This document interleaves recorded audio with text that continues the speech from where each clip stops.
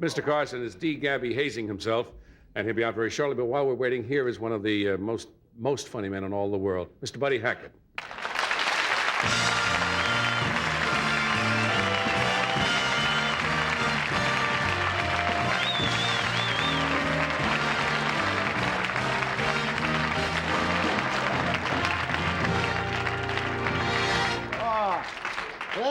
That sure was funny stuff. I thought for a minute there you was gonna bite that mule in the... You know, just... Come on, don't start off that way tonight. Now, you know you can't. You would have got a kick out of it. I know that right now. Oh, boy, that Roy Rogers is as funny as Marv Zimmerman. Marv Zimmerman? You wouldn't like him. He's not our kind of guy. I'm not our kind of guy. No. How are you? You're really dressed up tonight. What's cooking? Nothing. I'm just figured I'd put on a suit. People think I don't got none. I've not seen you in a suit, except when you're out to a benefit or something. You usually come on here in some casual. How are you? I'm terrific. I was up skiing in Aspen, Colorado. What's up? Oh, come on, Roy. Yeah. Oh, hey, Roy. Hey, how you doing, buddy? Welcome back.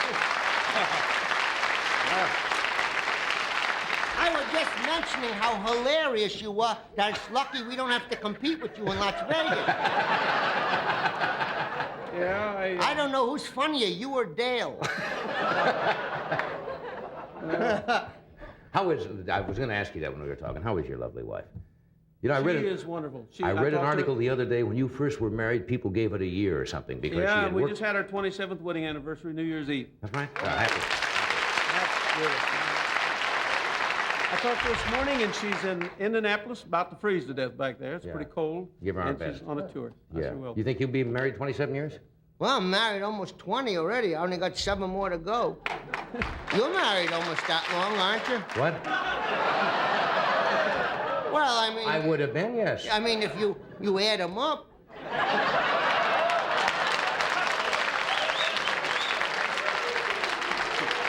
That's true. Between you and Ed, you got 3 more wives or 4 more wives than me and Roy in about 30 more years of... And you make more payments to nobody than we make on the ranch. I knew you'd have to finish with that somewhere. I just it made no sense at all, but who cares? Just keep chatting till something comes out. Now, I cannot see... You'll forgive me for saying so. Yeah. And I know you're fairly athletic, but I've seen you play tennis. Now, I'm trying to picture you on skis. And that's mind-boggling.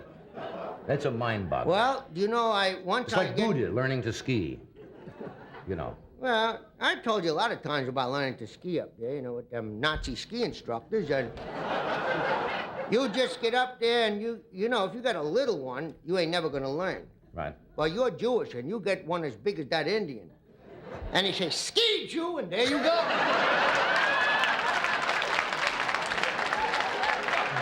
You ski? Oh, yeah. With 3 poles. I thought they were all Swiss. No, I thought you were... No, they say they're Swiss. Oh, I see. Yeah. I said, are you a Nazi? No, they're Swiss. Yodeled over there.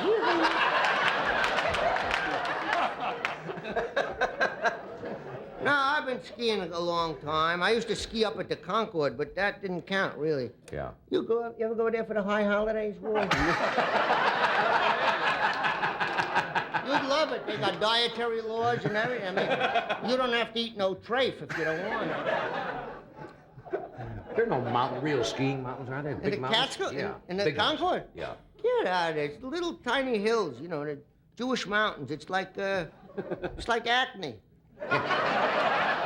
You fall down. They don't even have snow. It's sour cream. You could just slide. You could have a nice complexion from the milk bath. It's nice.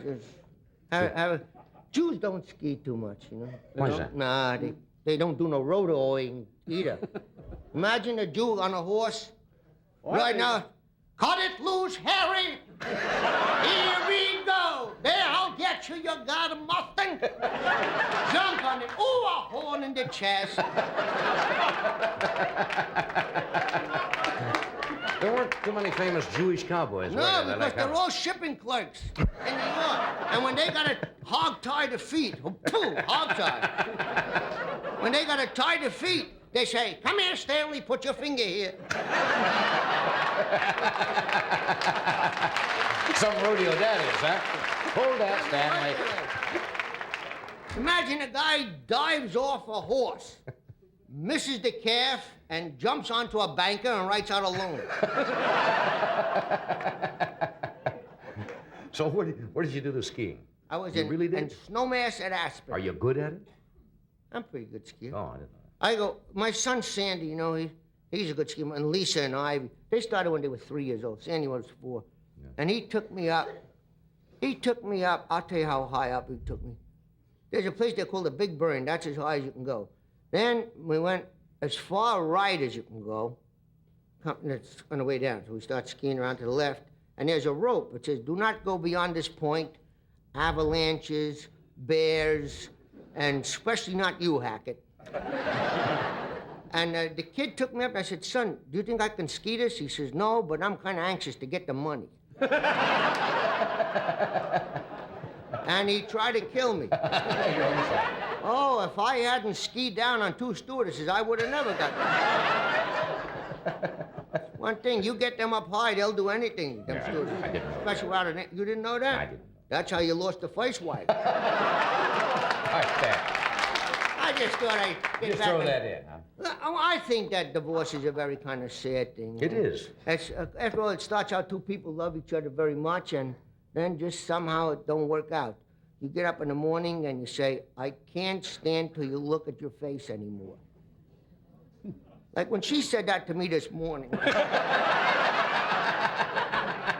It may be all over you and you don't know it. I looked over my shoulder to see if anybody else was in the bed with us. She gets some steam to me. Do you keep your clothes neat? Yes. Yeah. Do you keep your clothes neat? Yeah, pretty much. Yeah, see? I'm not too neat with my clothes. Say, like, I have a shelf with sweaters, and we're building a new house, so she want to put the old house on the market. So she's want everything neat for when the people come to look, see? So now she opened up this closet, and sweaters, you know, look like the sheep ran wild, and put the wool back where it was, you know? And she called me and she says to me, why? Why can't you keep your things neat? She now had them all straightened out. She says, why? They were so jumbled. Don't you know when you take out a sweater, put your hand and let it come out and let it drop, then when you fold it up and put it back on top. And I didn't know what to say. So I became a little boy. You know, like we all got a little boy in us. Do you have any? Everybody, right? And I said to her, I didn't do that. I said, you know, remember that time there was that earthquake when I nearly got killed? That's what happened. That's what happened that time. So now... Big man sneaked in. So, yeah, bad mans came and threw them all and tried to hurt me. So now, she started to laugh, and now it's been now 3 weeks. I haven't gotten in trouble. Whatever she says, I start doing this little boy, which I call Pud. Pud. Pud. I say, that's Pud.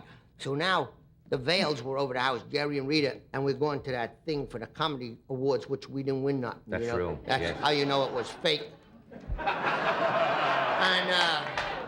And then Rita Vale says to me, is Pud coming tonight? I said, no, Pud can't come because he called the neighbor the wrong name. The neighbor man's name is Perry, and Pud didn't know the name. He made a mistake. She said, what do you call him? I said, Cocky Duty.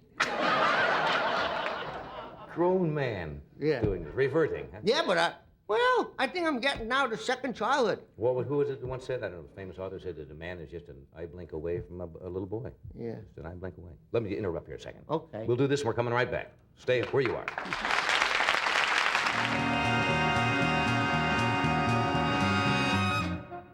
We're back. And we're talking with Roy Rogers and Buddy Hackett and Pam Grier and Weena Sturgeon. Do you ever ride horses? Do I? Yeah. Yeah, well, you want to know how I started to ride a horse? Would you like to hear the story? Are you good at it? You ride Western? I could ride Western, cavalry, English.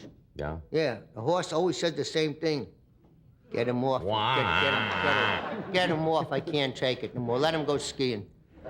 No, I was under contract to Universal Pictures in 1952, and when you were a studio player, you had to, everyone had a ride. And I was the oldest one there. I was about 27. And Hugh O'Brien was a kid. Davy Jansen was a kid under contract. Piper Laurie was 17. Susan Ball, the rest of her soul, was about 18, 19. Susie Cabot. All those kids, I was going to school with them, and then... But you had to learn to ride. Had to go to ride at 7:30 in the morning, and at first, I'd never been on a horse. And they brought this horse out. I said, what's his name? He says, Blaze. I said, forget about it. I don't go to no Blazes. You got a horse named Sam, a nice, quiet Jewish horse? Murray. You got one with a limp. You give me a horse with a limp. You know, and then he said, just hop on. I said, hop on? I can't hop on a skate. Give me a ladder. And I got on that horse, and he just walked. Ha! Ha! I was so frightened. And finally, I got embarrassed. After 3 or 4 days, Piper Laurie was going to make a picture with Tyrone Power called Mississippi Gambler. And she was riding side saddle. She was learning to ride side saddle. She was a good rider. And there's a dry riverbed in back of Universal. And I used to go every day to ride. And just one day, I grabbed that horn on the saddle, and I kicked, and I said, run, you. And he run. And he run till he was tired, and when we came back, I was riding. That was it. That's it. Why do you get on a horse on the left side? Is there a reason for that? Yeah, it's a lot of people don't know this, but a horse has 2 sets of brains, Doc. One for each eye. And a horse can get very lopsided when you're training them. You try to balance them, work on both sides of the horse. Is that why a horse shies quickly if you move something in front of him? Well, that's where the old saying came from. The cowboy horse, they saddle them and bridle them and everything from the left side. And the old saying is that you never mount a horse from the right side. And I could prove it by putting trigger through his paces. He could do a lot of tricks and dances. And I always worked him from the left side, and I'd stand there and have him count and add, subtract, and all these things. They worked from cues. And I could go on the other side and give him the same cues, and he'd just stand there. And no response at all. That's interesting. And the left eye is one for one thing, and the right is for the other. Yeah. So you try to balance them when you're riding them and run them both ways, right and left. The races in England are That's interesting. I didn't know counterclockwise. that. A horse, everything in a horse's eye is multiplied by 8. And they can't see You understand straight what I'm ahead without saying? raising their head back, can they? Yeah. Because I understand that a horse to look like straight ahead has to bring the head up. I don't know about that, but it may be true because generally when they're really interested in something, they'll raise their head. Right. You know, I say, everything appears to a horse 8 times the size it normally is. Well, no wonder when they see you coming to That's get on. right, a horse. They got to It's say, the first- wow. The horse tried to get on me. I said, not without no saddle.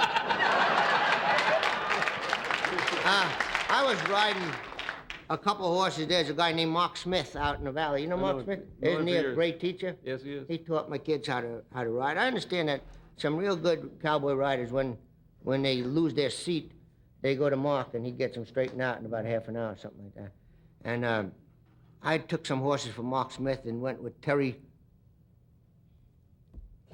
Thomas. Right. We were making a picture at MGM about a dragon or something, I don't know. The Wonderful World of the Brothers Grimm. Right. So we had a day off, we went riding, and we were riding along, and a piece of paper just blew out, and that horse shied, and I went whomp right over. And I finally get to the horse on my back. I land on my back on my tailbone, and I climbed up on that horse, and Terry said, "Good show." I said, "You dumb." How would I get back to the barn? You think I'm gonna walk back from here? Good show. You know the reason they say the reason the horse shies that way? Seriously? Why? From what I've read. Well, because the eyes of a horse are set back on the head. So if something comes across, they see it. Each eye sees it at a different time.